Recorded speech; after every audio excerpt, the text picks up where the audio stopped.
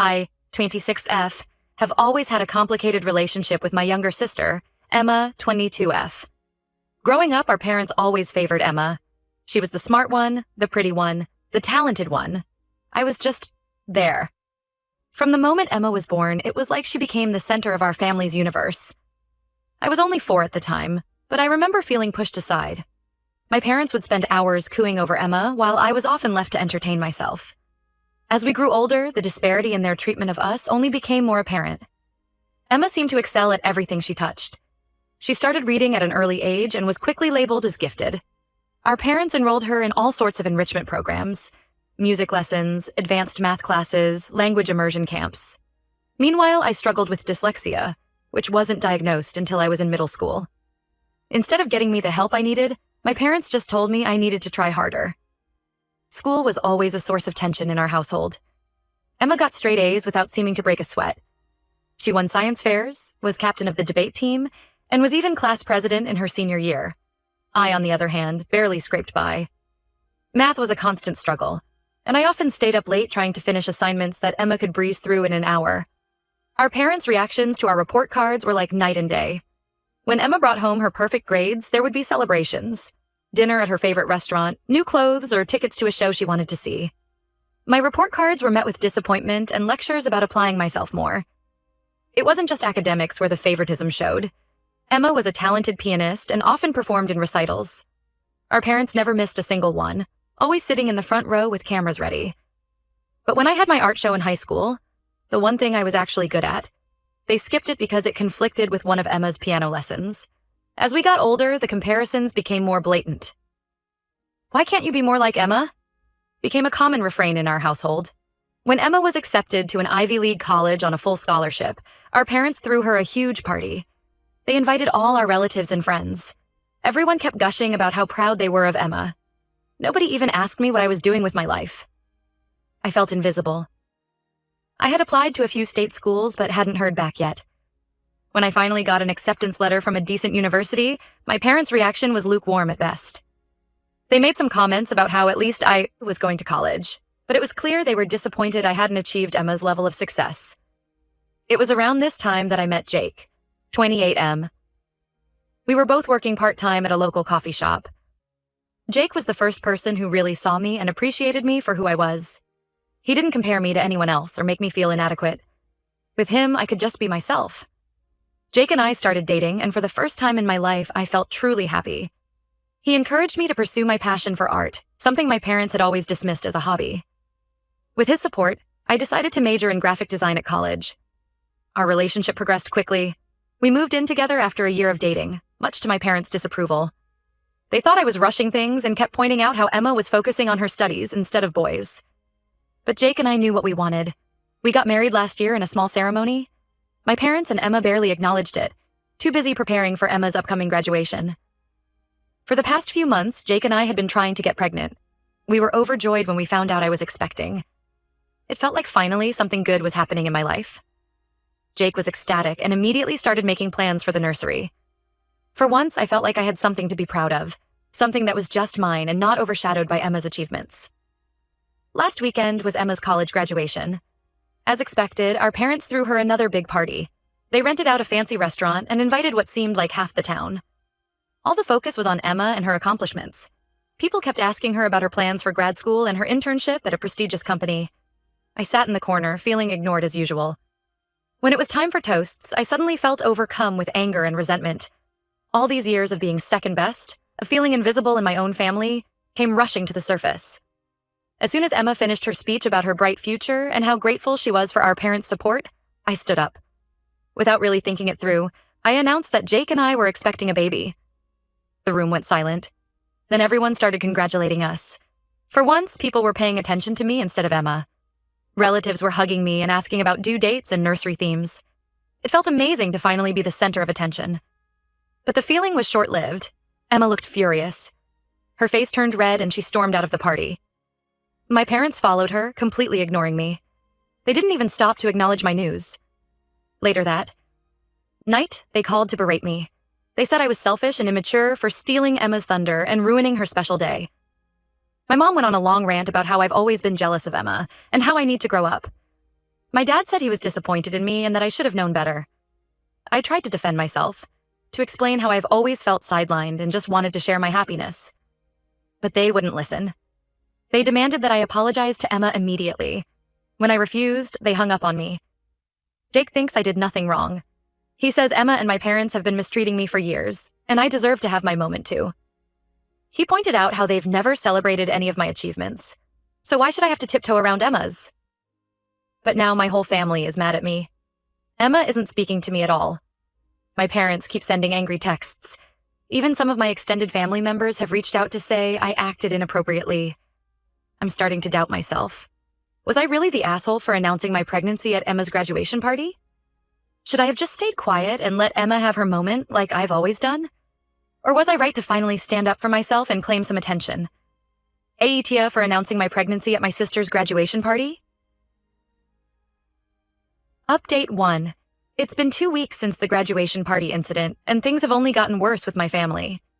The constant stress and tension are starting to affect my health, which worries Jake. Emma hasn't spoken to me at all since the party.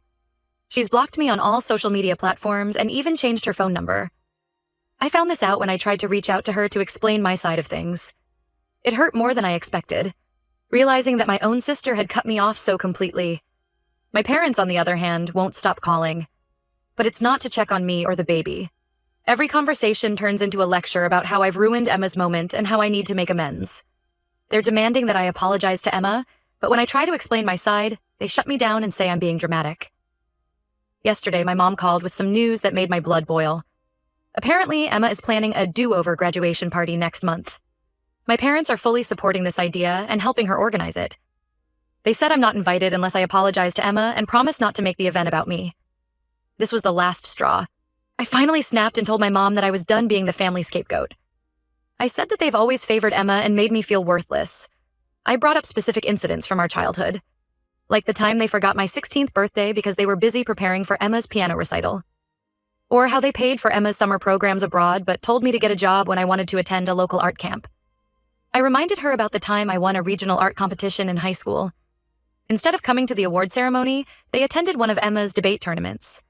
I had to get a ride from a friend's parent and sat alone while other kids celebrated with their families. I also brought up how they barely acknowledged my college graduation. They showed up late to the ceremony and left early, citing that they had to prepare for Emma's summer internship. They didn't even take any photos of me in my cap and gown. My mom got defensive and said I was exaggerating. She claimed they've always treated us equally and that I was just jealous of Emma's success.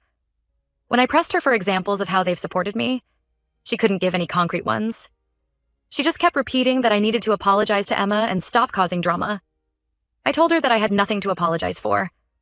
Emma has had countless celebrations and moments in the spotlight. This was the one time I had some good news to share, and they couldn't even be happy for me. I said that until they acknowledge how unfairly they've treated me all these years, I don't want to hear from them. My mom started crying and saying I was tearing the family apart. She tried to guilt-trip me by saying the stress wasn't good for the baby. She even suggested that maybe I wasn't ready to be a mother if I was still holding on to childhood grudges. That comment hurt more than anything else she'd said. I hung up on her after that. I was shaking with anger and hurt. Jake found me crying in our bedroom and held me for a long time. He reassured me that I did the right thing by standing up for myself. He pointed out how my parents have never taken responsibility for their actions and how they always twist things to make me the bad guy. Jake suggested that we start setting boundaries with my family. He thinks we should limit contact with them, at least until after the baby is born. Part of me agrees with him, but another part feels guilty. Despite everything, they're still my parents, and Emma is my only sibling. The thought of cutting them out of my life and my child's life is daunting. But then I think about all the years of feeling inadequate, of having my achievements dismissed, of being compared unfavorably to Emma. I think about how they've never really celebrated anything in my life. Not my art, not my marriage, and now not even my pregnancy. And I wonder if having them in my life is worth the constant pain and self-doubt they bring. Jake has been incredibly supportive through all this. He says I did the right thing by standing up for myself and that I shouldn't let them manipulate me anymore. But I can't help feeling conflicted. Am I really the one destroying our family? Should I just apologize to keep the peace? Or do I stand my ground and risk losing my family altogether? I'm trying to focus on my pregnancy and stay positive for the baby's sake. Jake and I have started attending birthing classes and shopping for nursery furniture. These moments of normalcy and excitement help balance out the stress from my family situation. But every time my phone rings or I see a new email notification, I feel a sense of dread. I'm torn between wanting to fix things with my family and wanting to protect myself from further hurt. I don't know what the right answer is, but I know something needs to change. I can't keep living like this, constantly feeling like I'm not good enough. Update 2. It's been a month since my last update, and the situation with my family has taken some unexpected turns. Emma had her do-over graduation party last weekend. As expected, I wasn't invited, but I found out from my cousin Sarah that Emma used the party to announce her engagement. She's apparently been dating a guy from college for the past year and kept it secret from everyone. Sarah told me that Emma made a big speech about how she wanted to share her happy news with people who truly support her, unlike some family members who only think about themselves. It was clearly a dig at me, and it hurt to hear that Emma was still so angry. I was furious when I heard this. It felt like Emma was deliberately trying to one-up my pregnancy announcement. When I vented to Jake about it, he suggested we have our own celebration to announce the gender of our baby. At first, I was hesitant. I didn't want to escalate things further with my family. But then I thought about how Emma and my parents have never considered my feelings. So we decided to go ahead with it. We invited all our friends and my extended family. I made sure to invite the relatives who attended Emma's party, including Sarah. To my surprise, many of them showed up, including my grandparents. I hadn't expected them to come, given how close they are to my parents. During the party, my grandmother pulled me aside. She said she and my grandfather have noticed how my parents treat me differently from Emma. They apologized for not saying anything sooner. My grandmother shared that she had a similar experience with her own sister growing up, and she regretted staying silent about the favoritism in our family. It felt so validating to finally have someone in the family acknowledge the unfair treatment. The gender reveal went great. We're having a boy. Everyone was genuinely happy for us. Jake's parents had flown in for the occasion, and seeing their excitement made me realize what supportive parents should look like. For once, I felt celebrated and supported by family members. Of course, my parents and Emma didn't attend, but Sarah told me later that my mom has been complaining to everyone about how I'm trying to overshadow Emma's engagement. Apparently, Emma is upset that I stole her thunder again, even though she knew about our gender reveal party before she planned her engagement announcement. I'm beyond caring at this point. I'm done trying to tiptoe around their feelings when they've never considered mine. I'm focusing on preparing for my baby and surrounding myself with people who actually care about me. Jake and I have started attending parenting classes together. We're learning about childbirth, breastfeeding, and newborn care. It's scary but exciting to think about becoming parents. Jake has been reading parenting books and even started a dad blog to document our journey. His enthusiasm and support mean everything to me. We've also been working on the nursery. We chose a space theme, with dark blue walls and glow-in-the-dark stars on the ceiling. Jake's been putting together furniture, and I've been working on a mural of the solar system. It's been a fun project to focus on instead of the drama with my family. My grandparents have been checking in regularly since the gender reveal party. They've offered to help with the baby when he arrives, which means more to me than I can express. It's nice to finally feel like I have family members on my side. As my due date gets closer, I find myself thinking about what kind of parents Jake and I will be. I'm determined not to repeat the mistakes my parents made. Our son will know he's loved unconditionally, not just for his achievements. We'll celebrate all his milestones, big and small. And if we have more children in the future, we'll make sure to treat them equally. I still have moments of sadness about the rift with my parents and Emma. There are times when I wish I could share my pregnancy experiences with my mom or sister. But then, I remember all the hurt they've caused me over the years, and I know I'm better off without their negativity in my life. Update 3. It's been 2 months since my last update. I'm now 6 months pregnant and showing quite a bit. The baby is healthy and active, which is a relief given all the stress I've been under. Last week, I ran into Emma at the grocery store. It was the first time I'd seen her since the graduation party. She was with her fiancé, who I'd never met before. I decided to be the bigger person and approached them to say hello. I tried to be civil and congratulated her on her engagement. Emma just glared at me and said, "At least I didn't have to hijack someone else's celebration to announce it." Her fiancé looked uncomfortable but didn't say anything. I lost my temper and told her she's had plenty of celebrations all her life while I was always pushed aside.